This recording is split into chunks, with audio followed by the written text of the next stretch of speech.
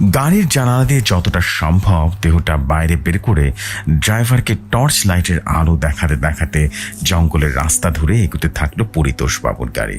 চারপাশ তখন নিকষ কালো অন্ধকার। খানিকটা পথ যাওয়ার পরেই এদিকে ঝিরিঝিরি বৃষ্টি শুরু হয়ে গেল।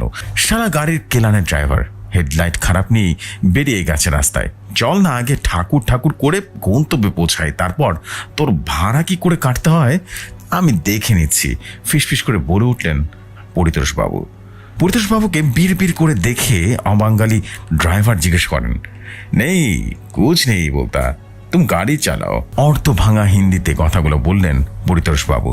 ড্রাইভারের কান পর্যন্ত শুধু কুছ নেই বলতা বিড় করা বোধ হয় বাবুর একটা স্বভাব। ভাবতে ভাবতে সে মনের সুখে গাড়ি চালাতে লাগলো।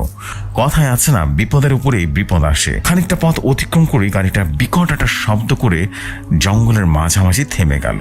इंजन तो गया, गाड़ी में पानी भी नहीं है, अब क्या होगा? ओ है बाबू, कोई बुलाने से भी नहीं आएगा यहाँ पर। বলে দুটো 5 লিটারের জার হাতে বের করে মিশে গেল অন্ধকারের মধ্যে সে অবাঙ্গালি ড্রাইভার। এই পোড়া জঙ্গলে কার খেদে কাজ আছে যে সে আসতে যাবে আমাকে ডাকতে?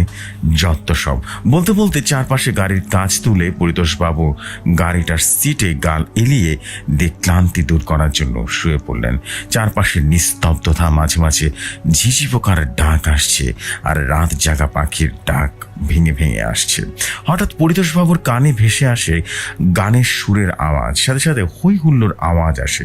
এই ঘন জঙ্গলের ভেতরে এত কিসের আওয়াজ? বুকটা যেন কেঁপে উঠেছে। কাছের ভেতর দিয়ে বাইরেটা বোঝার চেষ্টা করছেন।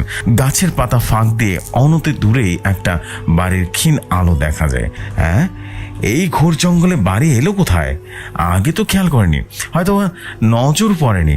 ওফ, খিদেটাও চঞ্চনিয়ে উঠেছে। ড্রাইভারটাও চলে গেল রে বাবা। নিজের মনের মধ্যে কথাগুলো বলতে বলতে গাড়ির দরজাটা খুলে বেরিয়ে এলেন পরিতোষবাবু। এবার কোলাহলটার শব্দটা বেশ শুনতে পান তিনি।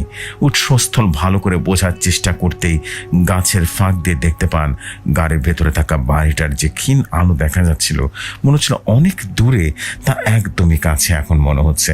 কি করবে কি করবে না ভাবতে ভাবতে তিনি পকেট থেকে পেন আর একটা কাগজের টুকরো বের করে একটা মেসেজ লিখে ড্রাইভারের সিটের উপর রেখে পা বাড়ান ওই আলোর উৎসর দিকে। গাছের ফাঁক দিয়ে পাহাড়ের ডাল বেয়ে একটু নামতেই তিনি বাড়িটার গেট দেখতে পান। বাড়িটার দরজার উপরে বড় বড় করে লেখা স্যাঞ্চুয়াল পান্থশালা। ও, তাহলে এটার পান্থশালা, যাক ভালোই হলো। দেখে যদি কিছু পাওয়া যায়, বড় খিদে পেয়েছে। নিজের মনে কথাগুলো আওড়াতে আওড়াতে পান্থশালার ভেতরে প্রবেশ করলেন পরিতোষবাবু।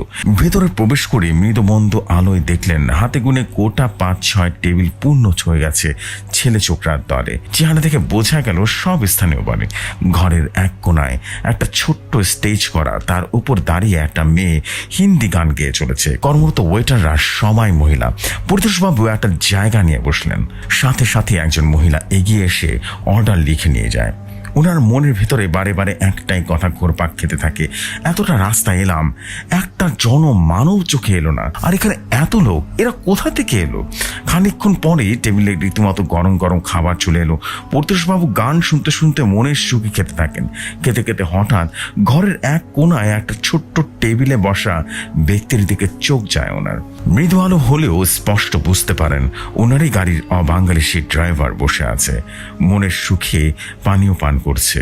তাই দেখে পরিতোষবাবুর মাথা তো রীতিমতো চড়াত করে গরম হয়ে গেল। আমি জঙ্গলে বসে বসে খিদের জ্বালায় মরছিলাম, আর উনি কিনা এখানে পেট পুজো করে বেড়াচ্ছেন। দাঁড়াও, মজা দেখাচ্ছি। বলতে বলতে তিনি নির্দিষ্ট টেবিলের দিকে এগিয়ে গিয়ে লোকটার পিঠের উপর হাত রাখেন।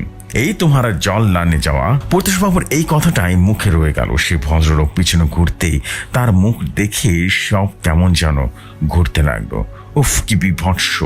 চারদিকে তখন সবকিছুই পরিবর্তন হতে থাকলো। সবাইকে বিভৎস এগিয়ে আসছে ওনার দিকে। সাহেব সাহেব, চোখে মুখে জলের ফোঁটায় স্পর্শে পরিতোষবাবু উঠে বসেন। চোখের সামনে দেখতে পান তার গাড়ির ড্রাইভার আর একজন অজানা মানুষকে। ততক্ষণে দিনের আলো ফুটে গেছে। চারপাশে ভালো করে তাকিয়ে দেখেন তার গায়ে হাতে কাদা মাখা। সে পান্থশালা, সেটা কোথায়? পান্থশালা? এখানে তো আশেপাশে কোথাও পান্তাশালা নেই, তবে বহু বছর আগে এখানে একটা পান্তাশালা ছিল, আর এক রাতের মধ্যে সেই পান্তাশালা কোথায় যেন গায়েব হয়ে গেছে, কেউই জানে না। ড্রাইভারের সাথে থাকা সেই ভদ্রলোক বলে উঠল, সাহেবজি চলেন, অনেক সময় হয়ে গেছে, ভগবান আপনাকে বাঁচিয়ে দিয়েছেন, এই জন্য এখনো বেঁচে আছেন, চলুন গাড়িতে উঠুন। গাড়ির ড্রাইভারের কথায় পরিতোষবাবু মনে মনে অদৃষ্টকে ধন্যবাদ দিতে দিতে গাড়িতে উঠে বসলেন। এই যাত্রাতে উনি বড় বাঁচা বেঁচে গেছেন।